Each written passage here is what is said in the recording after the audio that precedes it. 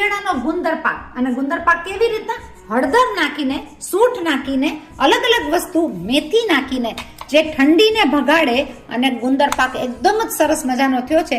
એના પીસીસ બધા બહુ જ સરસ પડ્યા છે.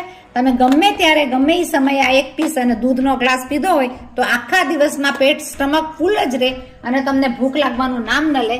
તો આ બધી જ વસ્તુઓ અંદર આવી છે જે તાકાતવાળી છે. ગુંદ છે, ટોપરું છે, બદામ પિસ્તાનો ભૂકો છે, મેથી છે, હળદર છે, આ બધું નાખીને આ કેવી રીતના ગુંદ પાક બન્યો એની રેસીપી તમે જરૂર જોજો. આ ફોરવર્ડ કરજો, લાઈક કરજો, શેર કરજો, સબસ્ક્રાઇબ કરજો. ગુંદ પાક બહુ જ સરસ થયો છે. ગમે એ ટાઈમે ગમે ત્યારે તમે આ ખાઈ શકો.